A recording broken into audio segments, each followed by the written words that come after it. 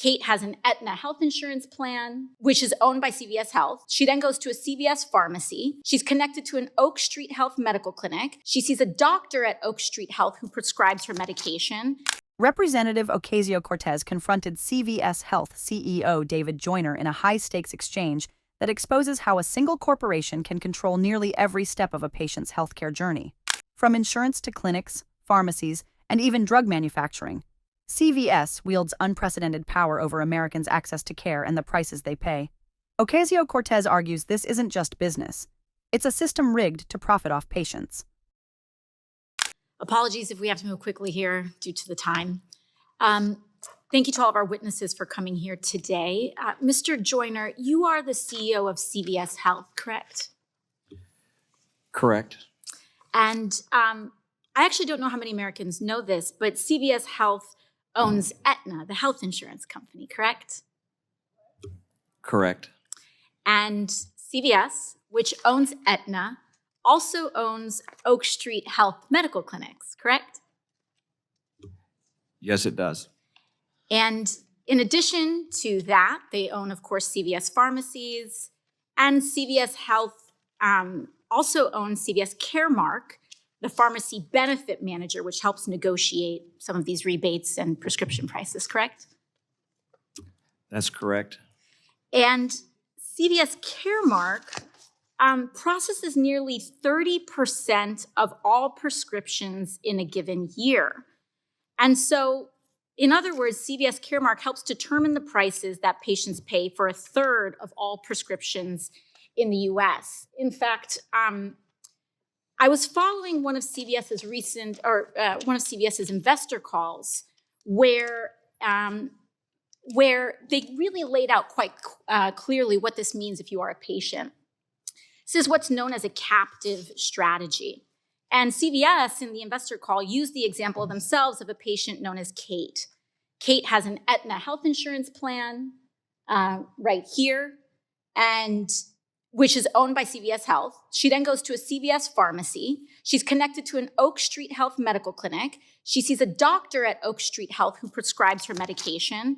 And then she goes to fill that prescription at a CVS pharmacy.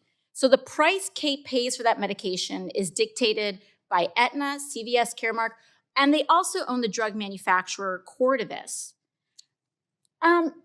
Mr. Joyner, this is quite a bit of market concentration. Wouldn't you agree? No, I wouldn't agree that it's market concentration. I would suggest it's a model that works really well for the consumer. Yeah, I think it works very well for CVS. I think, in fact, you all said on the call that you all call it a fully engaged member. It's great marketing there. Fully engaged member unlocks sizable value for payers and CVS Health. So the health insurance gets a cut, the pharmacy benefit manager gets a cut, the drug manufacturer gets a cut, and the patient gets screwed. I think the Federal Trade Commission has also found that healthcare conglomerates like CVS Health charge more for medications filled at their pharmacies. We're talking about 1,000% markups on medications for cancer and HIV. And, I think this is actually an interesting point of common ground that I may have with some of our Republican colleagues here in this hearing. Because whether you're a blue-blooded capitalist or a card-carrying democratic socialist, I think corporate monopolies are a problem. And this vertical integration is destroying people's ability to access care. I don't think we're seeing this across the board. And if they can self-deal, I saw something that was interesting from the opening statement of Mr. Hemsley from United Health talking about how much United spends, what was it, 85% on care, Mr. Hemsley? Approaching 90%. But the ACA forces you all to spend a decent amount of that on subsidies on care. But when you own the care, when the insurer owns the pharmacy, owns the PBM, owns the drug manufacturer, you also own the healthcare cost. You own a big chunk of the healthcare cost. And so, 100 years ago, we had this type of market concentration in our banks. And we did something about it when it crashed the economy. And we passed the Glass-Steagall Act. We should be considering that in our healthcare system. And if we believe in competition, I think we should put our votes and our legislation in alignment with that and consider breaking up this industry in order to allow the competition that prevents this kind of vertical integration and abuse of power. And with that, I yield back. The exchange between Ocasio-Cortez and CVS Health. CEO David Joyner exposed the immense concentration of power within the U.S. healthcare system and its direct consequences on patients, pricing, and access to care.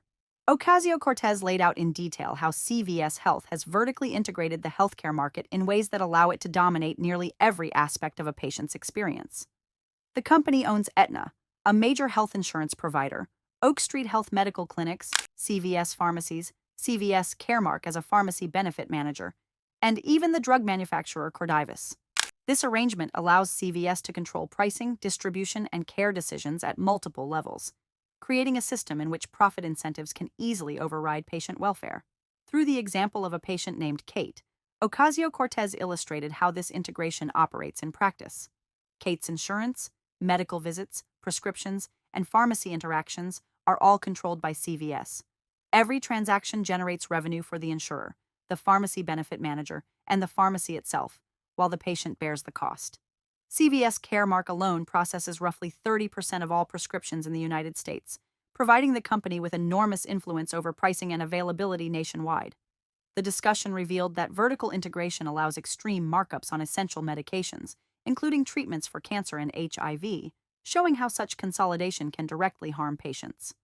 David Joyner defended the model as beneficial for consumers, suggesting that coordination across insurance, clinics, and pharmacies increases efficiency. Ocasio-Cortez challenged this, citing investor calls where CVS described fully engaged members as a strategy to unlock revenue streams for the company. The concept, she explained, benefits CVS at every stage while leaving patients with fewer choices and higher costs. The testimony made clear that corporate claims of improving consumer outcomes often obscure a system that maximizes corporate profit at the expense of public interest. The impact of vertical integration is extensive. When a single entity controls insurance, care delivery, pharmacy benefits, and drug production, patients face limited options, reduced negotiating power, and increased costs. Clinical decisions are influenced by corporate priorities rather than patient needs. Ocasio-Cortez compared this to banking monopolies that led to the Glass-Steagall Act, arguing that similar interventions may be necessary to prevent corporations from exploiting their control over the healthcare market. The hearing highlighted how market consolidation allows conglomerates to capture revenue across the healthcare system, from insurance premiums to clinic visits to pharmacy sales, creating a cycle that prioritizes profit while undermining competition and transparency. By dissecting the layers of control within CVS, Ocasio-Cortez emphasized the real-world consequences: inflated medication prices, opaque decision-making, and reduced patient choice. Millions of Americans are affected every year, from the affordability of prescriptions to access to primary care. The discussion underscored that strong regulatory oversight, antitrust enforcement, and policy reforms are critical to restoring competition, protecting patients, and increasing accountability.